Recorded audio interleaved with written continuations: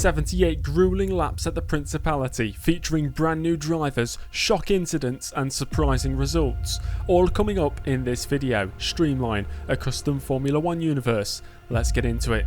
You're watching James Early. Make sure to subscribe for more sim racing content. Hey guys, welcome back to Streamline, custom F1 challenge, Formula 1 universe, whatever way you look at it. We've got excitement coming up right here today. Round 3 of the 1988 season, and it's the Monaco Grand Prix. It's always the longest race on the calendar. If there's rain, it's always longer. It's probably close to 2 hours, even in the dry conditions, and we do have dry conditions yet again this weekend. Pre-qualifying, qualifying, and the race. We'll see nice sunny conditions on the coast of Monaco. I suppose South France, really, if you look at it on a map. Martin Brundle, our one and only driver, is there. 81 overall, and the Constructors' Championship coming into this round. Lotus have a shock lead in the championship ahead of the other Honda-powered car. McLaren, they're first and second, Ferrari in third, and 7 teams have scored points. Of course, Streamline, we failed to finish last time out at the San Marino Grand Prix, didn't even reach half distance. Hopefully today we can finish the race. That's the objective, to finish the race. In the first 2 rounds, the objective was just to qualify, but this one we have confidence our car suits this circuit well. The objective is to finish the race. Sadly, because of the retirement in San Marino, Martin Brundle isn't as happy as he usually is. His morale is down to okay, but he's still the only driver we have on the books at Streamline Engineering. That will change hopefully later on in the season if we can sign a reserve driver, so keep suggesting things in the comments down below. A few teams bringing upgrades today. Of course, our upgrades are coming at the 6th round of the season, which will be the race at Detroit, the US Grand Prix, the Detroit Grand Prix. Some teams have brought upgrades today. I believe Coloni, Scuderia Italia and Osella have all brought upgrades, which means our car is now 17th best, only better than Zach's speed. But to get a bit more information about the upgrades, let's have a look at this week's news. Satoru Nakajima suffered a big crash in qualifying for the San Marino Grand Prix and is now out for 2 months with injury. This has given Lotus reserve driver Johnny Herbert a chance to make his debut. Michele Alboreto also suffered an injury with heavy bruising following a crash at Imola. He is out for a month and will be replaced by former AGS driver Roberto Moreno. Julian Bailey unfortunately suffered a huge crash at the previous round and is set to be sidelined for about 3 months. He will be replaced by Hub Rothengatter, who returns after a year out of the sport. Due to these incidents, the circuit organisers have considered making changes to Imola in order to ensure more serious crashes don't occur. Nelson Piquet plays down championship hopes after securing a shock victory in San Marino, stating, "The car isn't there, but it's nice to be in the lead of the championship just like last year." Prost has assured fans that he does still have what it takes, he just needs to get a clean weekend under his belt. On to upgrades, and Osella have delivered a huge body upgrade, which should prove to be effective here in Monaco. Coloni have brought a new rear wing with them, and Scuderia Italia bring a new front wing. That's all for the news.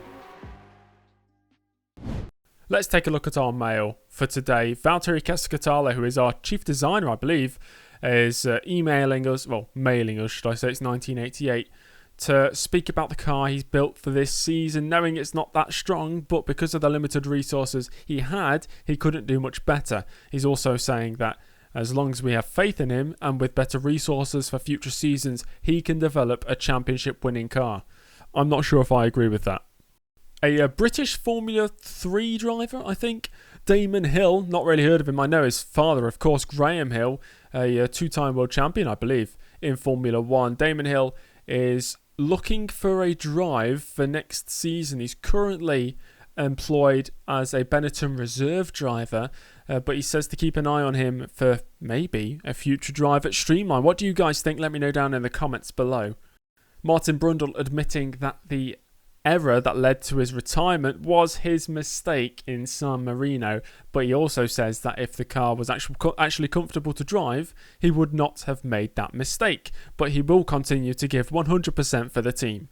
And team owner Barry Goodman saying that there are some potential sponsors lurking around in the paddock this weekend. Monaco Grand Prix, of course, attracts the rich and famous, and many sponsors are very, very rich. So we need to put on a good performance to impress these sponsors.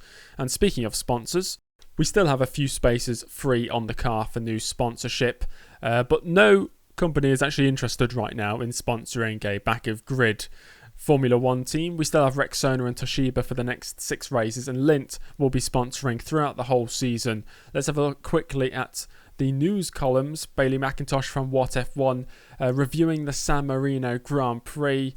Noticing a big issue with the current layout of the circuit because 3 drivers of course got injured. Rob Barton at the visor, ever optimistic. He's excited about the new drivers coming in. Of course, one driver, Johnny Herbert, making his debut, Roberto Moreno and Hub Rothengatter actually returning to the sport. They've previously competed in the past few seasons during the 1980s. And Lauren Hook questioning, can Piquet really do it? He doesn't have the car necessarily in terms of straight out performance, but can Piquet somehow pull off the impossible and win the 1988 World Championship?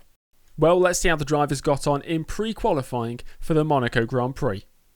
My car should suit this circuit, so giving it best, we should make it through to the main qualifying session.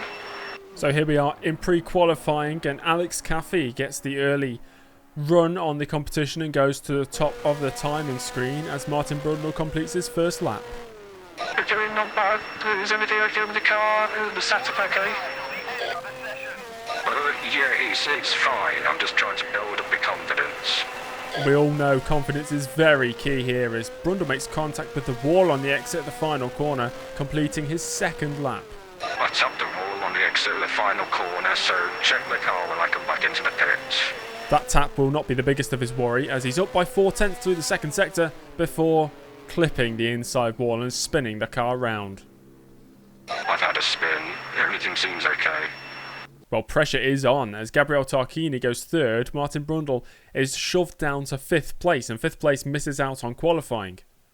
This is it, mate. This one really needs to count, otherwise we are out in pre-qualifying.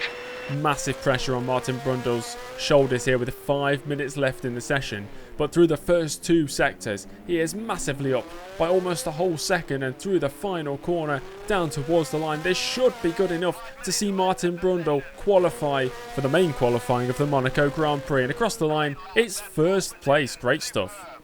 Fantastic, mate. That's it. We're through. Pressure's on and you delivered. Well, there we go. He delivered just in time, and Martin Brundle 1st place, 3/10 ahead of Alex Caffey in the upgraded Dallara. The Eurobrunt of Modena gets through as well, and Gabriele Tarquini, Coloni bringing an upgrade today, just qualifies. That means Oscar Larori once again is knocked out in pre-qualifying. Luckily for Streamline and everybody watching, who I'm sure you're all Streamline fans, Martin Brundle does scrape through into the main qualifying session. Let's see how he got on. The session got underway and Alessandro Nannini in the Benetton was the first driver to set a time and thus goes to pole position. And then a shock. Roberto Moreno, filling in for Alboreto, goes to pole position in his Ferrari. Herbert slots into 2nd and Gerhard Berger at the moment, and his first lap can only manage 3rd place. The Streamline of Martin Brundle was next up to tackle the streets of Monaco and slots into 8th place for now. Nice one, mate. That was a good banker. Just bring it back into the pits. Okay, no problem. Yeah, I can bring it back. Herbert actually improves on his time, but that time is only good enough for 4th place now. Still a very impressive run out for the rookie. On Martin Brundle's second run, it's an improvement by 3/10 through the first 2 sectors, but he clipped the wall on the exit of the chicane and round he goes. I've messed that one up. Box. Ferrari are looking really strong this weekend as Gerhard Berger takes over provisional pole position from his teammate Roberto Moreno. Nelson Piquet on his first run slots into 5th place. And it seems one of the LaRousse cars there facing the wrong way on the main straight. There must have been an incident that we've just missed on the race direction. And with yellow flags waving for the stricken LaRousse, Martin Brundle starts another flying lap, hooking up the first corner pretty perfectly. In front is one of the Lotus drivers. We believe that's Nelson Piquet. Piquet going for what could be a top 5 start in this Grand Prix. The championship leader after his shock victory last time out at the San Marino Grand Prix. Gerhard Berger currently on provisional pole position. Martin Brundle has slipped down to 15th place, but there's still a handful of drivers yet to set representative times. Through the first sector, Brundle up by 2/10 on his previous best, and if he can, he'll be looking to get into the 125s, which I believe is what he achieved in pre-qualifying. The track conditions are slightly slower than they were in pre-qualifying, so Brundle might not be able to achieve what he did, which was a 25.4 in that pre-qualifying session, but it's looking good so far. He's up by 6.5 tenths on his previous best in the session, and this could well be a 1 minute 25. Nobody's challenging Gerhard Berger right now. Alain Prost hasn't even set a time yet, and I don't believe Ayrton Senna has even left the pit lane yet in this session, as there's about 25 minutes left to go. The final 2 corners for Brundle to navigate. Just a bit wide at that second to last corner, and through the final corner down into first gear and back up through the gears and down towards the line. Can this be a strong result in qualifying for Brundle? It's a 25.8. It's 11th place right now, but that could all change by the end of the session. Great lad, Martin. Good job, mate. Apparently, according to Larousse, Dalmas had a rear left tyre failure, and that's what's left him stricken on the main straight. He's out of qualifying. The biggest shock of all is Monaco favourite Ayrton Senna only good enough for second place. Well, after that qualifying session, it's all poised for an exciting race. Let's have a look at the starting grid, the race strategy, and get ready for the 1988 Monaco Grand Prix. But before we get into it, make sure to like the video. Let's see if we can smash 100 likes yet again. Enjoy the race. Go, go, go!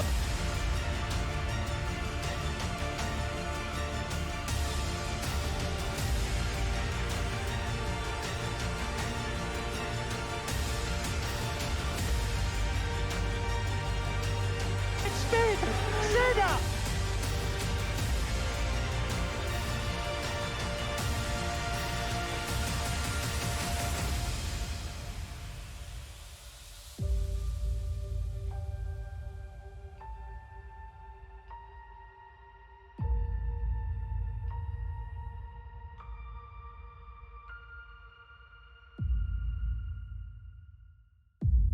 And here is the starting grid for the Monaco Grand Prix. Gerhard Berger claims pole position, the first driver other than Senna to be on pole position this season. Senna does start in second place, with Roberto Moreno impressively up in third. Nigel Mansell fourth for Williams, with Piquet, the championship leader, in fifth. Alain Prost, who's failed to finish a race this season, sets off from sixth place, and debutant Johnny Herbert sets off from seventh place, very close to his world champion teammate. Thierry Boutsen and Alessandro Nannini, the two Benettons, 8th and 9th, with Patrese, the second Williams, rounding out the top 10. Eddie Cheever and Ivan Capelli on the 6th row, followed by Johansson, quite impressively up in 13th for Ligier. Then it's the second arrows of Warwick, Luis Perez Sala and the Minardi in 15th. 16th place for Philippe Alliot, though only Larousse actually making it onto the grid today. René Arnoux behind his teammate Johansson by 4 positions. He starts from 17th. Martin Brundle's best qualifying performance of the season sees the Streamline lineup in 18th place. Martini and Larini, the two Italians, share the 10th row of the grid. Tarquini, another fellow Italian, 21st place for Coloni. 22nd for Philip Strife in the AGS. Modena lines up 23rd. Ginzani 24th, and the final 13th row of the grid, Jonathan Palmer and Alex Caffey, the final driver, making it on to the starting grid. Hugh Brothengatter just misses out. He's of course filling in for Julian Bailey at Tyrrell. Bernd Schneider misses out in Zach Speed. Maurizio Gugelmin, that's a big shock. The March driver out in pre-qualifying, qualifying. He fails to qualify onto the grid, and Yannick Dalmas had that huge crash in qualifying, and he is 30th and will not start this race. There is no risk of rain. Martin Brundle going for a nice simple 2-stop strategy, pitting on lap 26, pitting on lap 52, and the objective is to finish this race. We have a 50% finish rate so far this season after 2 rounds. Let's hopefully make it 66.66 recurring after this race here today. It's all set for an exciting one. Berger versus Senna. Can Piquet climb up onto the podium? Can Prost finally score his first points? And how will the new drivers, Moreno and Herbert, get on today? Well, there's only one more thing to do, and that's go racing. The 1988 Monaco Grand Prix is next. Okay, no heroics into the first corner, please, mate. Good luck. The lights are on and we are underway here for the Monaco Grand Prix. 78 laps lie ahead of us, but first we need to navigate that first corner. Can Martin Brundle do so successfully? He looks to the outside of potentially Alliot there. He gets clipped by Martini, Pierluigi Martini, forcing him to the outside, and Brundle has fallen 1 position down to 19th place. Has Gabriele Tarquini behind, Martini in front. It's an Italian bread with a Martin Brundle sandwich right now as we head through the first sector for the first time. It's going to be very slow into that hairpin. I think it's called the station hairpin. It'll be very slow, but first turn 6, and Tarquini up the inside, the Cloney driver, gaining about 3 positions with that move, and has moved past a bunch of cars. No, Larini back in 20th place right now, or 21st place. He's making his first start of the season as it's almost crawling pace through the hairpin on this opening lap, and Tarquini is under pressure here from Brundle. Brundle can't go around the outside there of that right-hander as we're going to go through the tunnel for the first time in this race and down towards the Novo chicane. Can Brundle put Tarquini under a bit of pressure, or will Brundle come under pressure from Nicola Larini behind? It's neither that or the other, and Brundle will settle into 20th place. Okay, we lost a couple of positions off the start, but that's okay. Just keep it clean and build into this one. Moving on to lap 2, and Gerhard Berger has held the lead from Ayrton Senna. Roberto Moreno still runs in 3rd place, with Mansell in 4th. Piquet and Herbert, the 2 Lotus drivers, in 5th and 6th place. Prost, though, lost the position off the start. He's down to 7th place. Once again, not looking good for Alain Prost. Martin Brundle, as we saw, lost 2 places off the start. He's down in 20th place. And apart from that, no standout performers so far. I'm stuck behind this guy. I can't get it all done. He's fine, there's plenty of time left. Just keep him under pressure. Chances will come to you. Starting lap 6, and Brundle getting frustrated by being stuck behind Tarquini for so long. So we jump on to lap 9, and he's still right behind the Cloney of Tarquini, who actually tapped the wall on the exit of the second to last corner there. So he's definitely feeling the pressure, but no change in position there. Berger still leads by lap 10, Senna in 2nd, Moreno in 3rd. It's the same as it was on lap 2, this time on lap 7. So Monaco proving once again to be a very difficult circuit to overtake. Brundle not making any progress, down in 20th place. He's stuck behind Tarquini. I believe he's got Larini right behind him. Larini making his first start of the season, as I said, pre-race. So good to see the Acela of Nicola Larini, with big upgrades, of course, that big body upgrade actually coming to fruition and actually showing a turn of pace. Okay, you slow into the final 2 corners, so that's where you can really capitalise. Do you think you can get past? Have you seen this? It's impossible. It's Monaco.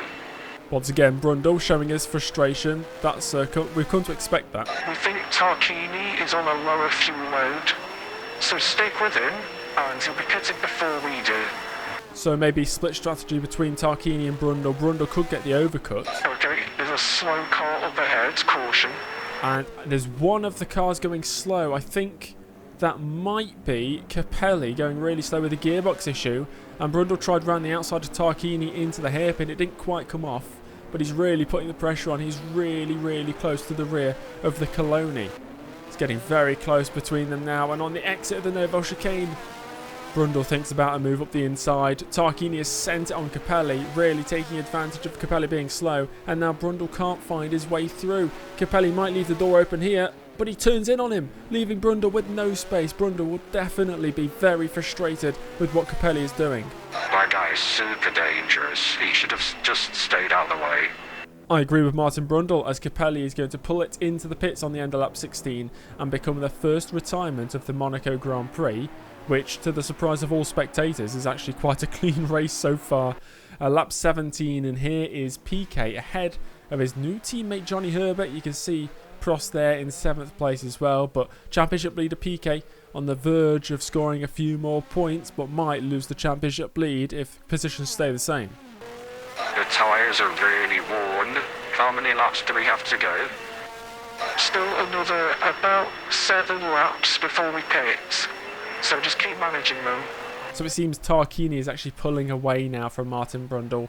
Berger still leads on lap 20, followed by Senna and Moreno. The top 6, the top 7, the top 10 really the same. Not much in terms of position change. Ivan Capelli, of course, retired from the race, which means Martin Brundle is up to 18th place. I think somebody also came into the pits at some stage between lap 10 and lap 20, so that's why the positions have changed around. Nicola Larini, the first time we've seen him in the top 20 so far this season, and of course it's his first race of the season, so good on Nicola Larini, really showing what he's worth.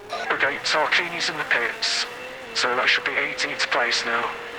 Well, that would be why the positions changed around. Tarquini into the pits, and that means Brundle is up to 18th place in this one, as Senna into the pits from second place, and I believe that's Moreno into the pits alongside him, and Senna will rejoin behind his McLaren teammate Alain Prost in about 7th place in this race. Lap 25, and we are witnessing Stefan Johansson really putting the power down. Johansson putting pressure on the Eurobrun ahead of him, who Johansson has fallen behind, I believe, due to the pit stop phase, but he's stopping. I think he's got an issue, and is that Ginzani into the back of him. Johansson out of the race. He becomes a second retirement. Okay, mate, we'll be boxing this lap. Box at the end of this lap. So it is finally the pit stop lap. Lap 26 for Martin Brundle to come into the pits to serve for his first stop. Oh, that's the engine! Engine failure for Brundle. He's out of the race. Engine's gone. No. Damn it. Oh, tough one, mate. Sorry about that. And Brundle, in typical no emotion in his voice, but he seems to be very demotivated by that retirement. 2 retirements in a row for Martin Brundle. Once again, not even at 50% race distances. By lap 27, Prost into the pits releases Ayrton Senna back up into the top 5 in this race due to all the other pit stops going on. And lap 28, this is, I believe we're looking at Eddie Cheever in the arrows, and Cheever very wide into the wall there. Oh, he's got an engine failure. Cheever out of the race. That's another retirement to add to the Monaco Grand Prix. Lap 28, Eddie Cheever out. And by lap 30, this is the order. Berger ahead of Piquet. Those two might be on a one-stop, including Herbert, actually. Herbert might be on a one-stop, and making his debut, of course, today for Lotus. Senna in 4th, Boutsen and Nannini. The 2 Benettons now run both in the points. Mansell, who has been into the pits, in 7th. Moreno, of course, into the pits, and Prost. Derek Warwick, the sole arrows left in this one, in the top 10, going slightly under the radar as it stands. Sadly, Martin Brundle out of the race, so he's not in the top 20. Alex Caffey, though, in the Scuderia Italia, with his new, I believe, front wing or rear wing, up into the top 20 at the moment. And that's Boutsen. He's retiring from 5th place on lap 31. So 1 Benetton out of this race. He could have scored points today. I think he was on a good one-stop strategy, but he's out of this one as we look at Nigel Mansell in a battle with Nannini. But look at Moreno up the inside into the hairpin. Moreno taking advantage of Mansell's, well, he's got lots of experience, but inexperience in lapping cars at Monaco, it seems. Mansell being quite tentative, and Moreno is taking advantage, really proving his worth today for Ferrari. Can Mansell fight back though? He's got to run down towards the Noval chicane. Jumps to the inside and under braking, powers his way through to retake that 6th place. Good work there from Nigel Mansell, retaking that position from Roberto Moreno. And later on the same lap, oh, is that Herbert making a mistake? That might give Senna an opportunity round the outside. Johnny Herbert defending the inside. Oh, he's hit the wall. Senna around the outside. And there's more contact, and Herbert dives to a pit lane to get out of the way of that. And through goes Senna back up into the podium places. Well, it got very close between those two as Gerhard Berger race leader into the pits, and he's going to rejoin. Is that behind his teammate? Has Berger rejoined? Oh, there's contact with him and Piquet. The Lotus and the Ferrari come together, and Berger might have just got away with that without too much damage, but there was definitely a lot of contact between the two of them as they went side by side into turn 1.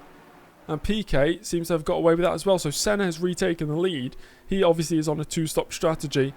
As on lap 38, this is, I believe, Perez Sala battling alongside Philip Strife up the inside into the hairpin. That's the favoured overtaking opportunity, the favoured overtaking spot in this race so far. But lap 40, Senna, who's on a 2-stop strategy in 1st. Piquet and Berger, well, they switched around after their pit stops. They're on a 1-stop. Moreno is on a 2-stop. He's fallen behind his teammate now, so Moreno has dropped a couple of positions. Herbert in 5th, and Prost now into the points in 6th place. Nigel Mansell in the Williams, only 8th place with his teammate in 13th. Williams do have pace, but they're really not being able to showcase it here today at the Monaco circuit. Maybe the circuit characteristics don't really fit their car. Jonathan Palmer into the top 20 for the first time today. As lap 40, that's Alex Caffey, the Scuderia Italia, upgraded today, but not upgraded enough to avoid that unfortunate engine failure there on the main straight. So Alex Caffey, the next retirement from this Monaco Grand Prix. And here we look at Patrese. He's down in 13th place, and he's going to be further down than that now. Patrese out of the race. with a big incident there. He was about to get lapped by Nannini. Patrese out of this one. And lap 50, Ayrton Senna still leads the way, but he's pitting soon, maybe in the next couple of laps. Has he got a big enough gap to Piquet to maintain that race lead, which will actually give him the championship lead come the end of this race if he manages to win it? Piquet in second, Berger third, Herbert and Moreno doing a brilliant job. It's a shame we don't have Hub Rothengatter in the race as well to showcase his talents, but I'm really impressed with Johnny Herbert on his debut, really challenging those top guys and running in the points consistently. Derek Warwick now up to 8th place, and Alan Prost outside the points yet again after another... Oh, that's Mansell! Mansell's crashed where Patrese did. And Tarquini's crashed into him and lost his front wing. Nigel Mansell is out of the race. He's crashed the exact same way Patrese did his teammate a few laps prior, as Senna into the pits from the lead, and that gives Nelson Piquet the race lead yet again. And Piquet going to the end of this race. Berger, with that unfortunate incident with Piquet, runs in second place there and will be trying to chase him down, and Senna rejoins in third with just about 25 laps to go. Senna has a run now on Gerhard Berger on lap 58. Could he go for the dive bomb into the hairpin? And he's going to go for it. The Brazilian up the inside. Gerhard Berger gives him the space, and the McLaren is up into second place to chase after his compatriot Nelson Piquet. Lap 60, Piquet leads, Senna second, Berger third, Moreno in fourth. We are currently looking at Piercarlo Ginzani, who I believe has had only one appearance so far this season. He's in 18th place, the final runner in this Grand Prix. And surprisingly, Monaco has seen less retirements than the first two races, which is surprising because of the characteristics of the Monaco Grand Prix circuit. Of course, Stefano Modena up in 15th for Eurobrunn. René Arnoux not doing too well for Ligier today. Johansson, I believe, was close to the top 10 before his first pit stop, before his retirement as well, of course. Lap 65, and Senna has a bit of traffic. And look at that, Berger trying to take advantage up the inside where Senna overtook him a few laps prior, and Berger repays the favour, moves up into second place. But how long will that last? René Arnoux on the exit of the corner, heading into the tunnel. He's pulling off to the side of the track to retire. That might be suspension failure there for the Ligier. A double Ligier retirement today. Lap 68, and Strife into the wall. That's a big one.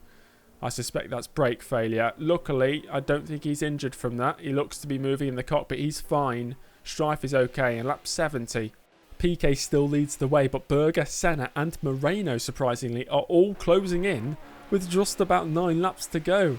We have 16 drivers left in this one. Strife and Arnoux still classified above the likes of Tarquini, Palmer and Ginzani, just because of how many laps back the back markers were from the race leader. Nicola Larini in the upgraded Osella runs on the verge of a top 10 finish at Monaco. That would be an incredible result for Osella, as Senna retaking that second place up the inside of Berger. He's done the move again, and this time surely he can pull away from Gerhard Berger and close up to Nelson Piquet. And on lap 71, that's a gearbox issue for Nicola Larini, and the Osella's dream of a top 10 finish comes to a halt from just a few laps away from the finish. And on the final lap, Senna is trying it round the outside of Piquet into the Novo chicane. Piquet leaves the space but closes the door on the exit, and Piquet now has only one sector to go to claim a memorable victory here at the Monaco Grand Prix. It will be back-to-back victories for this season, and the reigning world champion is really stamping his mark on this season. A bit of traffic ahead, but Piquet leads Senna, leads the two Ferraris in close proximity. Nelson Piquet has been slowing down for a number of laps to protect his car, protect his engine, and Piquet rounding the final corner for the final time. He'll come down to the line to win back-to-back races. The 1988 Monaco Grand Prix winner Nelson Piquet to extend his championship lead. Who would have seen that one coming? An absolutely brilliant race from the Brazilian. Potentially controversial with the incident with Gerhard Berger, but that's well in the past now. Piquet wins in a time of just under 2 hours. Senna second, Berger completes the podium. Moreno on his return to the sport, 4th place. Prost does score his first points of the season, and Alessandro Nannini picking up a point yet again for Benetton. I think he scored points in every race this season. Derek Warwick went very under the radar and finishes in 7th, only 11 seconds off the lead. Johnny Herbert couldn't quite make it to the points on his debut, finishes down in 8th place. The two Minardis rounding out the top 10, and we did have actually 16 finishes in that one. Sadly, or 15 I believe actually. Jonathan Palmer, the final finisher. Nicola Larini, the gearbox issue forced him out of the race. It could have been a great result for Osella. Equally, it could have been a great result for Philip Strife in the AGS. The two Williams retiring due to engine issues, according to the finishing screen, but I believe it was just driver error really. Of course, engine was the reason for Martin Brundle's retirement and the reason he's classified down in 24th place.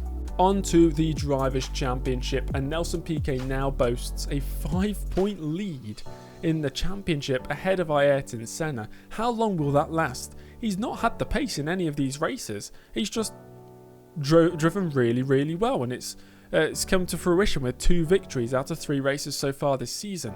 The two Benettons are tied on points and tied for 6th place. Eddie Cheever still has that 5th place in the championship. Moreno will jump up into 10th place ahead of Alain Prost, who does in fact score his first points of the season here today.